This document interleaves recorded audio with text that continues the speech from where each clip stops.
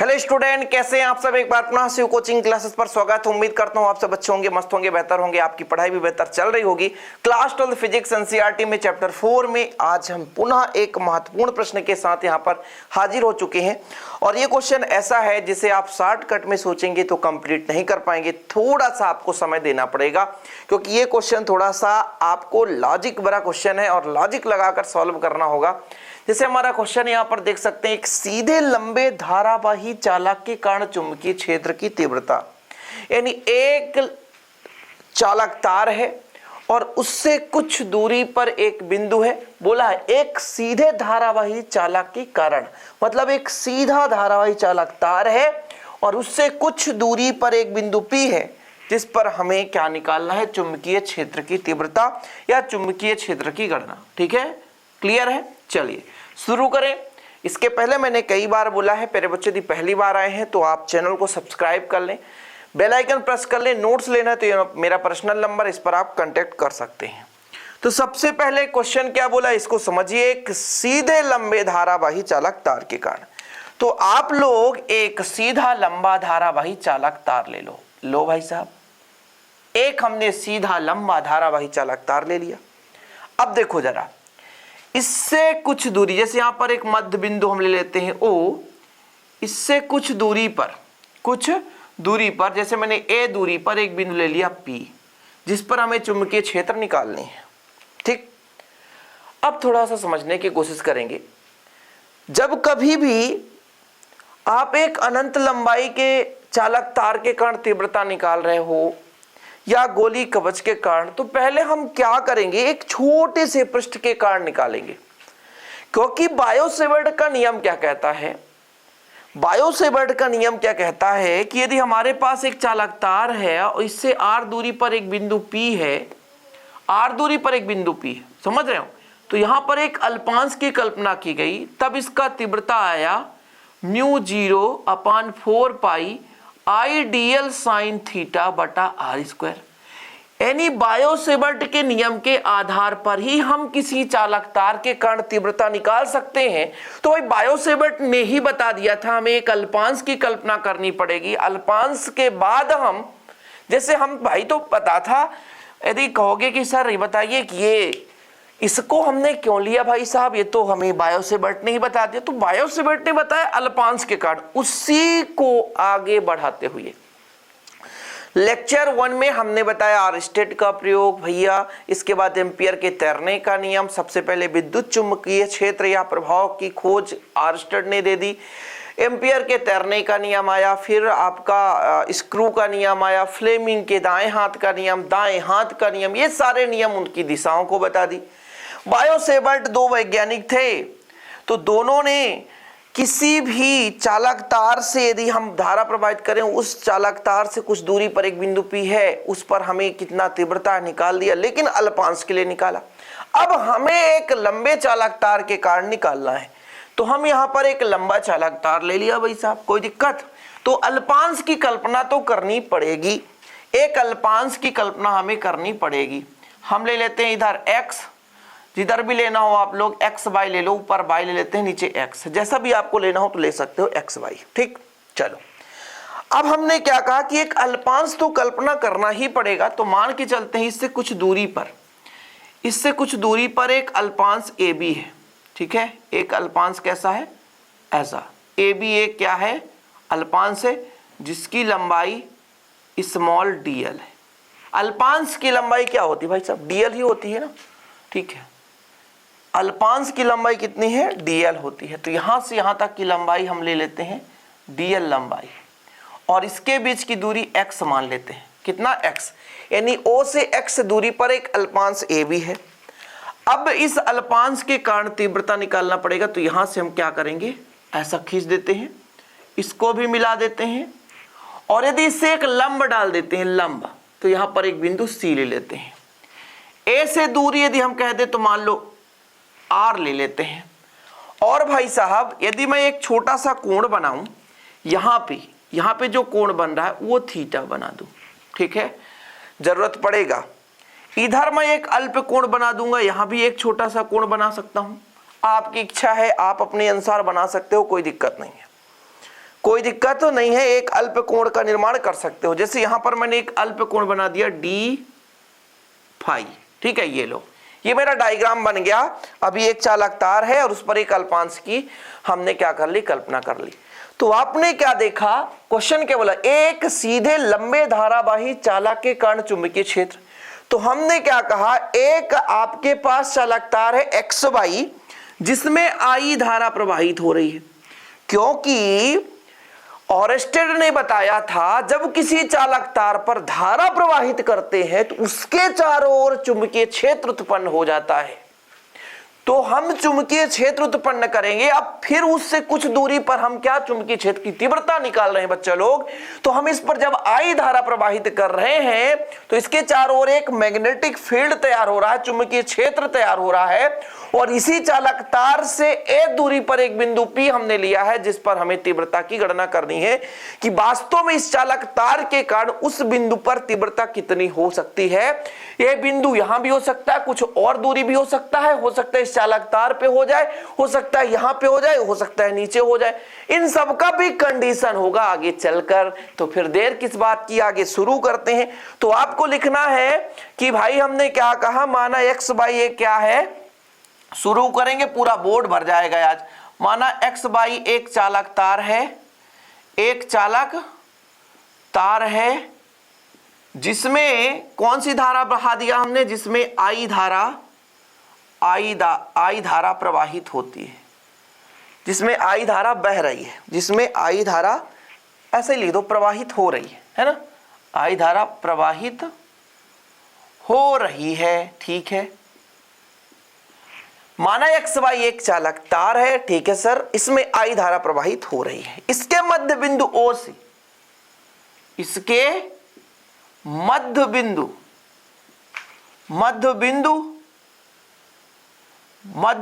ओ से स्मॉल ए दूरी पर, ओ और ए में डिफरेंस समझ में आ रहा है, स्मॉल ए दूरी पर बिंदु पी है, जिस पर क्या निकालना है, चुंबकीय क्षेत्र की क्या करनी है बच्चे लोग, गणना करनी है। कुछ बच्चे कहते हैं सर बहुत लो क्वालिटी का वीडियो रहता है, हमको समझ में नहीं आता। तो एक चीज मैं कहना चाहूंगा कि आप थोड़ा सा रेजोल्यूशन बढ़ा लो भाई साहब, 240 में देख 360 में देखो, क्लियर है। हमने एक चालक तार ले लिया, इसमें आई धारा बह रही है, मध्य बिंदु ओ से ए दूरी पर एक बिंदु P है जिस पर हमें चुंबकीय क्षेत्र की गणना करनी। चुंबकीय क्षेत्र लिखा ना, अरे भाई साहब बार बार विद्युत क्षेत्र भी आ जाता है यार। क्या होता है कि अभी हम पूरा विद्युत क्षेत्र ही पढ़ा रहे हैं, ऑफलाइन में भी ऑनलाइन में भी, मतलब यूट्यूब पे भी आपको क्लासेस दे रहे हैं, इस कारण से कभी कभी विद्युत क्षेत्र भी आ जाता है। तो एक्स वाई हमने एक चालक तार ले लिया, इसमें आई धारा ओ से ए दूरी पर एक बिंदु P है जिस पर हमें तीव्रता निकालनी है। अब देखो O से x दूरी पर हमने एक अल्पांश की कल्पना कर ली है। बिंदु O से x दूरी पर dl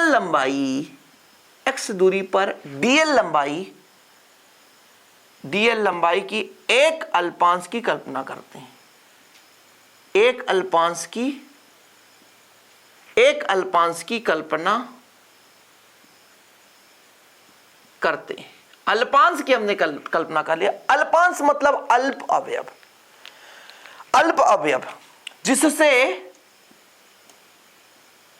जिससे भाई साहब बिंदु P की दूरी, देखो जरा, जिससे बिंदु P की दूरी स्मॉल r है। किसी को कुछ प्रॉब्लम तो नहीं है, ठीक। तथा मैं कह दूं यहां पर एक कोण मैंने माना बाई बी पी बराबर थीटा। जो भी हम मान रहे हैं वही चीज तो लिख रहे हैं भाई साहब, कुछ नहीं। एक बार समझो तो एक्स वाई एक चालक तार है जिसमें आई धारा प्रवाहित हो रही है, मध्य बिंदु ओ से ए दूरी पर एक बिंदु P है जिस पर चुंबकीय क्षेत्र की गणना करनी है। O से x दूरी पर एक बिंदु हमने O से x दूरी पर एक अल्पांश हमने ले लिया जहां से दूरी स्मॉल r है। जैसे जैसे हम करते जा रहे हैं वैसे वैसे लिखाते जा रहे हैं, वैसे वैसे आपको समझाते जा रहे हैं। क्लियर है, समझ में आया? अब मैं यदि आपसे कहूं कि अल्पांश के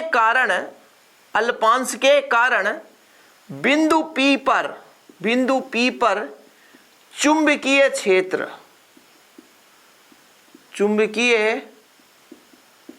क्षेत्र की तीव्रता, तो आप कहोगे कि सर हमने तो पढ़ा था, क्या पढ़ा था? हमने पढ़ा था कि dV अल्पांश के कारण बराबर μ0/4 I dl साइन थीटा बटा दूरी कितना है r, तो r²। यही तो पढ़ा था हमने। अल्पांश के कारण, यहां पर कोष्टक में लिख देता हूं, अल्पांश AB के कारण, ये अल्पांश है ना AB, अल्पांश AB के कारण बिंदु P पर चुंबकीय क्षेत्र की तीव्रता dB बराबर μ0/4 into I dl sine theta बटे r²। ये कहां से आ गया सर? तो ये हमारा आया बायो-सेवर्ट के नियम से। किसके नियम से? बायो-सेवर्ट के नियम से। कौन कहता है स्क्रीनशॉट नहीं ले सकते हो? पूरा मैं किनारे हो जाता हूं, मन चाहा जितना करो भाई, स्क्रीनशॉट लेकर रहो, एक भी नहीं छोड़ना। चले आगे चलते हैं। जरा देखो जरा बच्चा लोग, एक छोटा सा त्रिभुज दिख रहा है, ऐसा कुछ त्रिभुज दिख रहा है, देखो जरा, ऐसा दिख रहा है, फिर आप ऐसा करोगे और हमने कहा इस पर लंब डाला हमने, तो यहां पर 90 डिग्री बन रहा है। क्या बन रहा है? 90 डिग्री। अच्छा एक बात बताओ सर, यहां पे कितना डिग्री बन रहा है?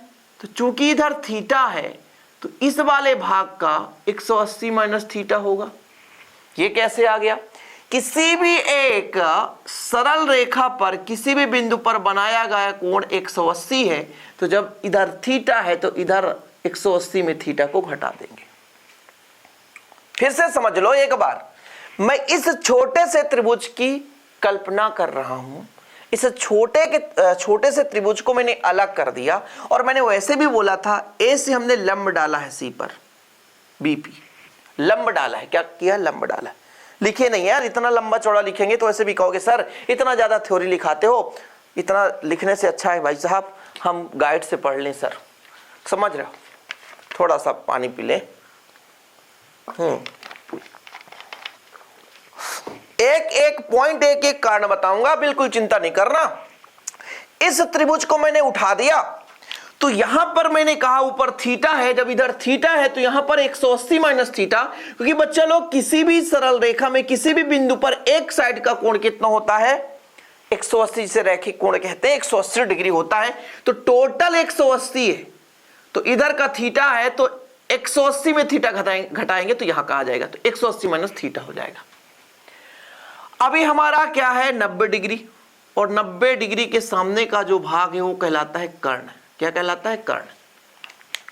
और ये जो कोण हम निकाल रहे हैं इसके सामने वाली भुजा हमेशा कहलाती है लंब। ये छोटी छोटी चीजें 9th क्लास से पढ़े हो कि सर हम कैसे जानेंगे कि यही कर्ण है, हम कैसे जानेंगे कि यही लंब है, हम कैसे जानेंगे कि यही आधार है। 90 डिग्री के सामने वाला भाग जो है वो कर्ण होता है। जिस कोण का मान हमें पता हो या निकालना हो उसके सामने वाला भाग लंब। यदि हम इस कोण को लेंगे तो इसको लंब मानकर चलेंगे, यदि ऊपर वाले कोण को लेंगे तो नीचे वाले को लंब मानेंगे। ठीक है, कोई दिक्कत? हाँ, यहां तक क्लियर है? ऐसे डायग्राम बनाए रखने देता हूं ताकि आपको दिक्कत ना हो सके।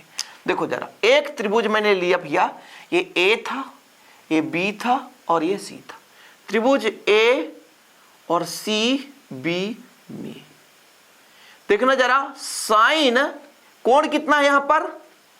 180 माइनस थीटा। मुझे साइन थीटा की आवश्यकता है इसलिए ऐसा कर रहा हूं।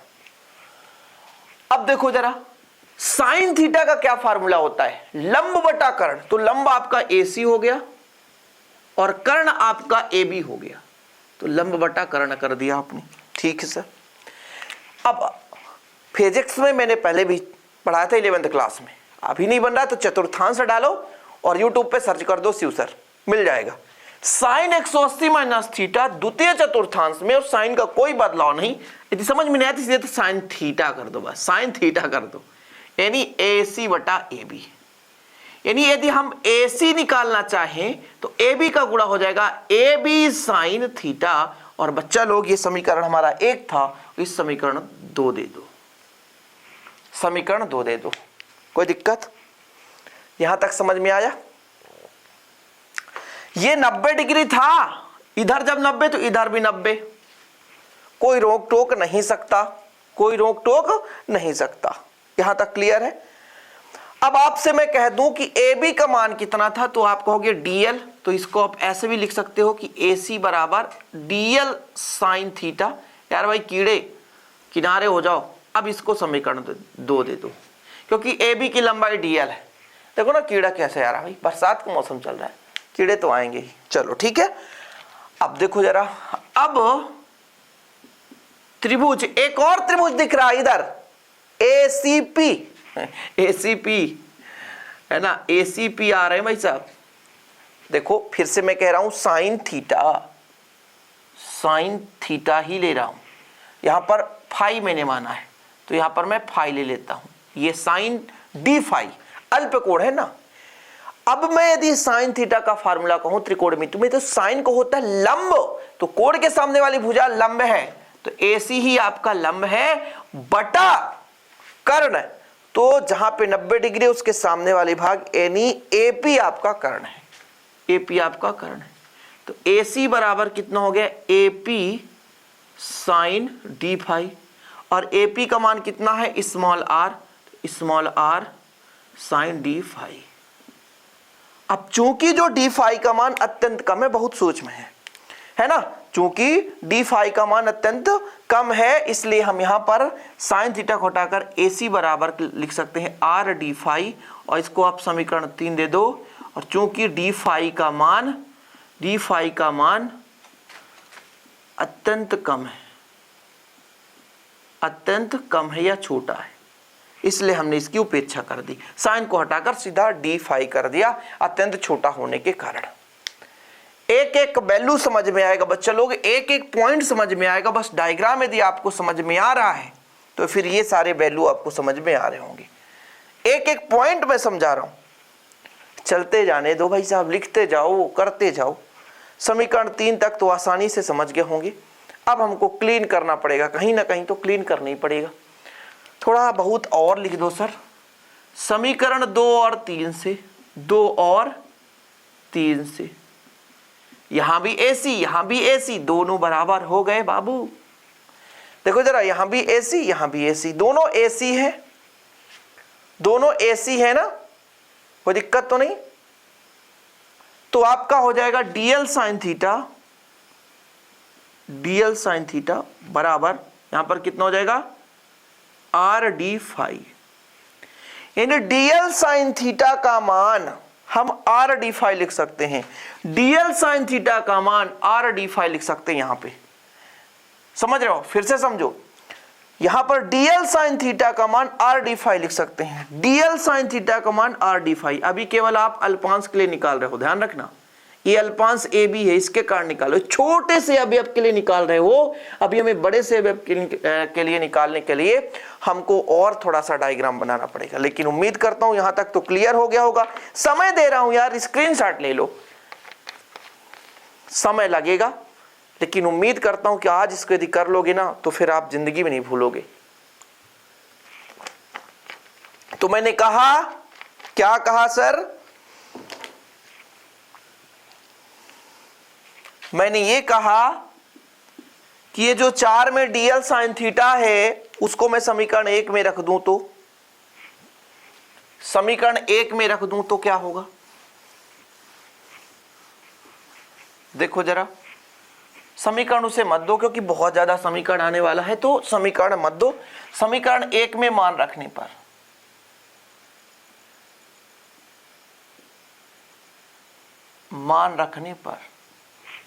मान रखो जरा, कितना आ जाएगा, तो निकल कर आएगा डीबी, सही बात है, म्यू 0 तो म्यू 0 अपान 4 पाई तो 4 पाई, सही है, आई तो आई कर दो सर, डीएल साइन थीटा की जगह आर डी फाई बटा आर स्क्वायर है, तो आर स्क्वायर, एक आर से आर कट जाएगा, तो डीबी बराबर म्यू 0 अपान 4 पाई आई बटा एक आर बचेगा ना, बटा आर और ये डी फाई।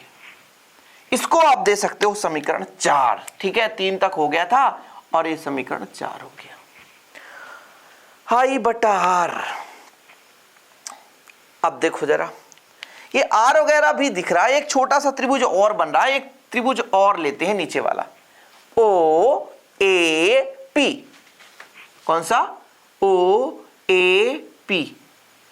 बी बी नहीं भाई, पी पी में मैं अब कह दूं यहां पर एक छोटा सा कोण ले लेता हूं, इस कोण को कुछ ना कुछ तो मानना पड़ेगा, तो फाई ले लेता हूं।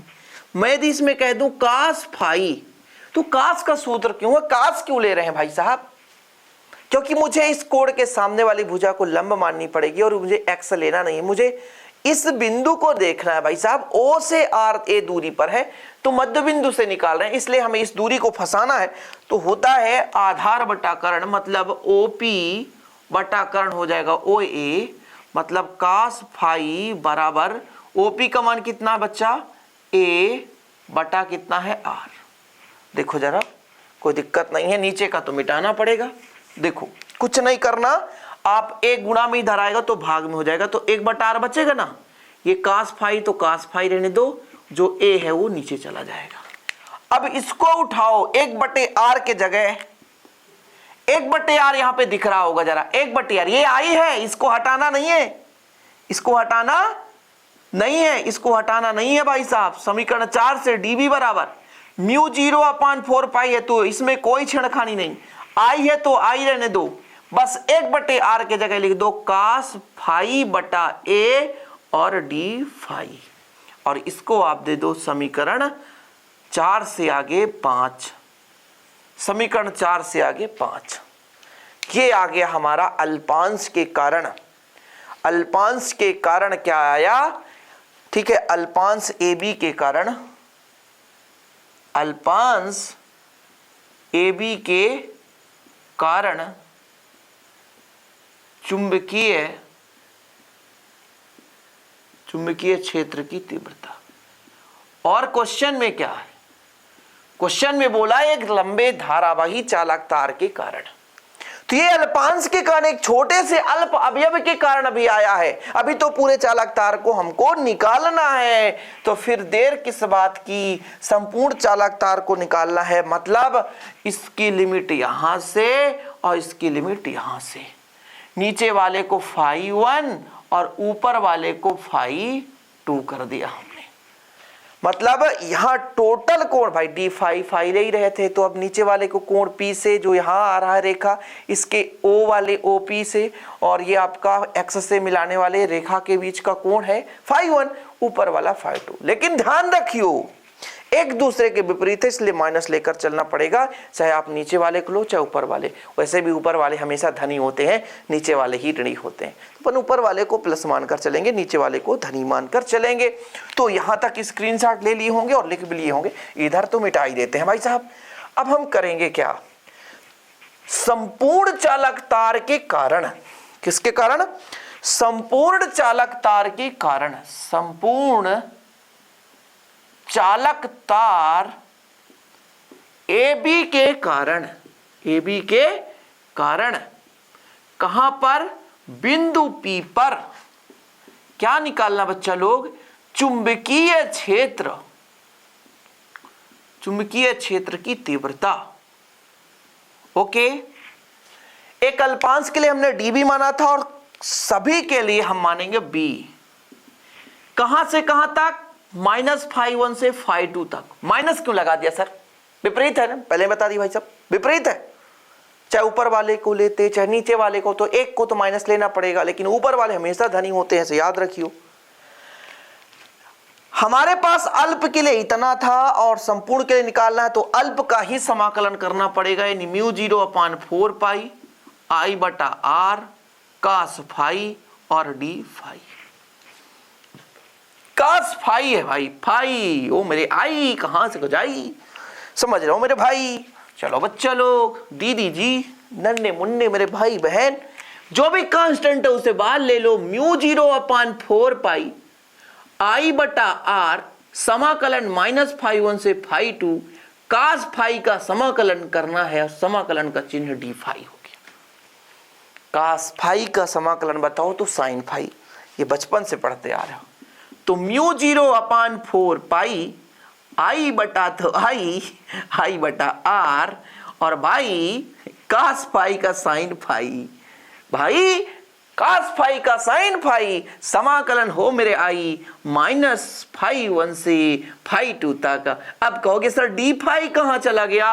कुछ बच्चे ऑफलाइन में ऐसे पूछते हैं, सर यहां से cos फाई sin फाई कैसे आ गया? सर मैं 11th क्लास में हमेशा बताता हूं बच्चे लोग समाकलन के फार्मूले याद कर लो, फिजिक्स में भी काम आते हैं। तो यहां पर भाई सब कुछ सही है ना, माइक वगैरह सब सही है। चलो cos फाई का समाकलन sin फाई, और ये चिन्ह है यार, ये जो डंडा दिख रहा है ना, ये डंडा डी फाई, ये समाकलन का चिन्ह है फाई के रिस्पेक्ट में। अब देखो जरा लिमिट लगाना है। लिमिट कैसे? म्यू 0/4 पाई, हाँ आई बटा आर, पहले ऊपर वाले को लिखना है, जैसे हमारे पास साइन है ना, देखिए जरा पहले ऊपर वाले को लिखना है। साइन हमारे पास क्या है? φ2 है, ऊपर वाले को लिखना है, फिर नीचे वाले को लिखना है साइन -φ1। पहले ऊपर वाले को लिख दिया, फिर नीचे वाले को लिख दिया और बीच में माइनस लगा दिया।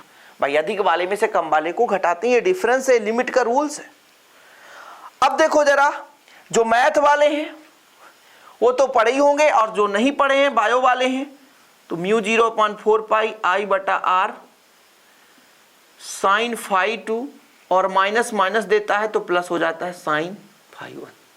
अब देखो कुछ लोग बोले सर मैथ वाले तो ठीक है होशियार है, हम साइंस वाले क्या करें? तो साइंस वाले बचपन में पढ़े माइनस माइनस का प्लस होता है तो प्लस कर दिया, जबकि ऐसा नहीं होता। साइन माइनस थीटा चतुर्थांश में और चतुर्थ में साइन ऋण देता है, इसलिए साइन माइनस थीटा क्या होता है? ये फाई है ना, ये फाई है, साइन माइनस फाई जो है ये क्या देगा? ऋण देगा, और ऋण ऋण हो जाएगा धन, ऋण ऋण हो जाएगा धन। और ये समीकरण आपका 6 दिख नहीं रहा है ना, तो यहां पर आप स्क्रीनशॉट ले सकते हो, यहां पर आप स्क्रीनशॉट ले सकते हो। अब ले लिए होगे भाई साहब, तो चलो बंदा लोग यहां पर हम बिहारी लाल की जय करने वाले हैं। तो थोड़ा सा मजा तो आ ही रहा होगा यार आज के लेक्चर में। कहोगे सर कितना लंबा चौड़ा पढ़ा रहे हो। देखो जरा, आपका मान जो आया है b बराबर म्यू 0/4 पाई है ना आई बटा आर, और इधर आया साइन φ2 प्लस साइन φ1, और इसको आप समीकरण 6 दे दो। 2 1 आगे पीछे कुछ भी लिख दो, कोई दिक्कत नहीं है, परेशान मत होना, समझ रहे हो। और यही सीधे लंबे धारावाही चालक के कारण विद्युत क्षेत्र तो नहीं है कहीं पे, ध्यान रखना, चुंबकीय क्षेत्र की क्या है बच्चा लोग? तीव्रता है। ठीक है, अब यहां से आपको हेडिंग लगाना है विशेष स्थितियां। 2 स्थिति में कराऊंगा बस, विशेष स्थितियां जो आगे चलकर काम आता है। व्यंजक यदि पूछेगा, यदि आपके क्वेश्चन में, तो यहीं तक आपको करना है, आगे की स्थिति कभी पूछेगा ही नहीं। ठीक है, पहला स्थिति है जब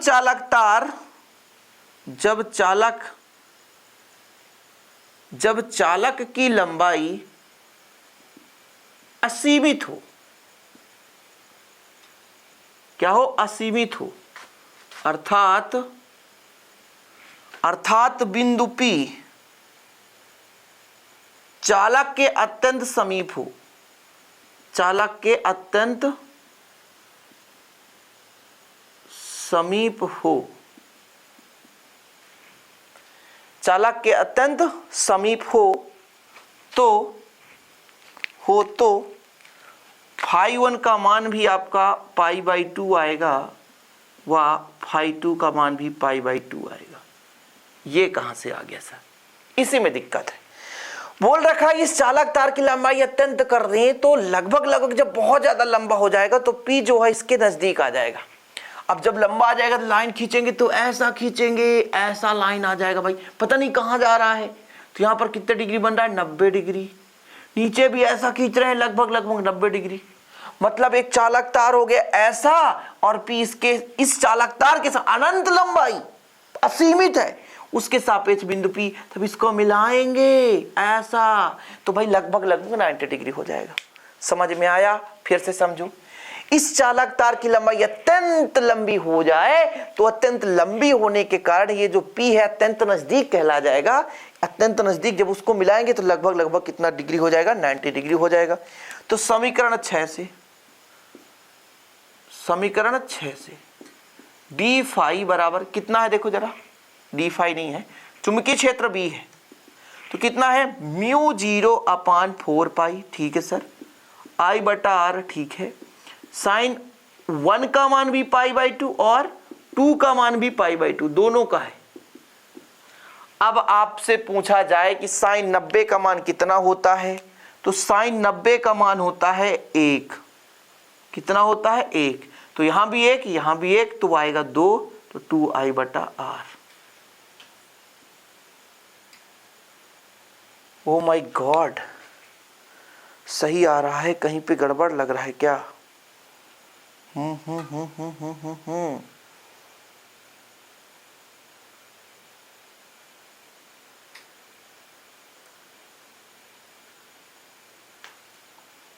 कहीं पे मिस्टेक लग रहा है बच्चे लोग, समझ रहे हो? अब मिटा भी दिया, मुझे दिख भी नहीं रहा है।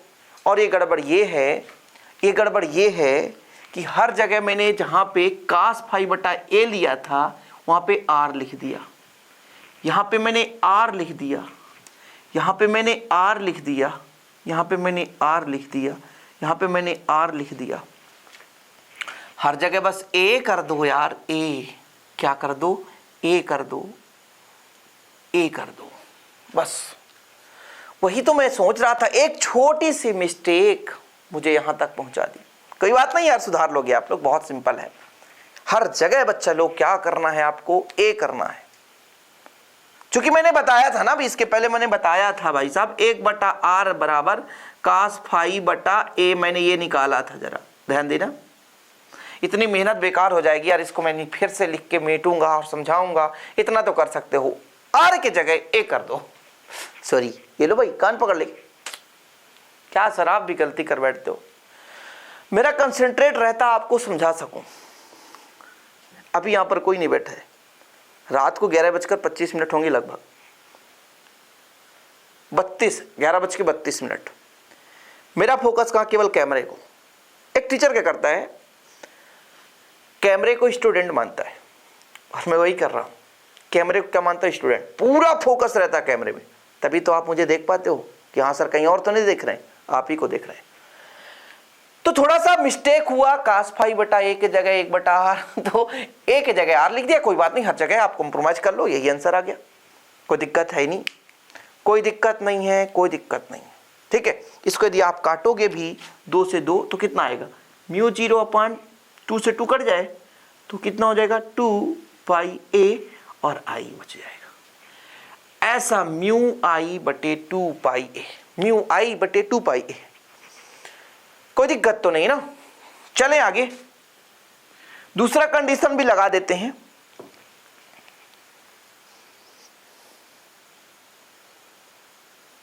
ठीक, चलो दूसरा कंडीशन लगाएंगे। चित्र यहीं पे बना रहने दें यार, वो गलती सुधार लेना, थोड़ा सा तो गलती है।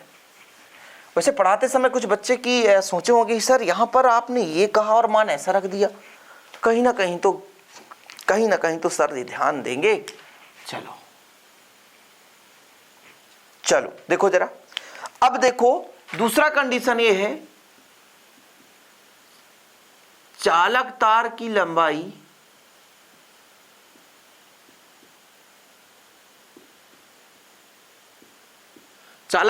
लंबाई असीमित है, किंतु बिंदु P एक सिरे पर है, मतलब ये बिंदु इधर ही आ जाए या तो इधर ही आ जाए। अब इस स्थिति में यदि बिंदु इधर आएगा, यहां पे आ जाएगा, तो यहां पर कोण 0 डिग्री हो जाएगा, यानी φ1 बराबर 0, और जो φ2 होगा उसके लिए तो 90 डिग्री होगा। कितना होगा 90 डिग्री। तब कहां से, समीकरण 6 से। वैसे तो जो बच्चा ध्यान नहीं देता होगा तो उसको समझ में नहीं आया कहाँ गलती की है सर, लेकिन जो ध्यान देता होगा उसको तो समझ में आ रहा है सर। म्यू 0 और 4 पाई, म्यू 0 अपान 4 पाई आई बटा ए है इस बार है ना, आई बटा ए है। फाई 2 का मान कितना है, साइन 90 और फाई 1 का साइन 0, और 0 का मान 0 है, कोई मतलब ही नहीं है। म्यू 0 अपान 4 पाई और साइन 90 का मान 1, तो आई बटा ए। ये आपका तीव्रता आ गया। दो कंडीशन पर हमने तीव्रता निकाल दिया और इस प्रकार से हमारा आज का लेक्चर हो जाता है कंप्लीट। थोड़ा सा मजा भी आया होगा, लंबा है, थोड़ी सी गलती, इसके लिए फिर से मैं एक बार आपसे सॉरी कहता हूं मेरे छोटे से भाई, चुपके से धीरे से माफ कर देना, है ना, अपने बड़े भाई को माफ करो, गलती तो होती है यार। पूरा लिख कर भाई फिर से मिटाओ, फिर से समझाओ, बहुत मेहनत लगता है यार। तो प्लीज थम्स अप करो, शेयर करो। मिलते हैं अगली वीडियो के साथ। जय हिंद, वंदे मातरम। और देश से प्रेम करने वाले, वीडियो को पसंद करने वाले भाई लाइक करना ना भूलें, सेशन को शेयर करें, जय हिंद जरूर लिखें कमेंट बॉक्स में। एक बार फिर से प्यार से, दिल से जय हिंद, वंदे मातरम बच्चे लोग।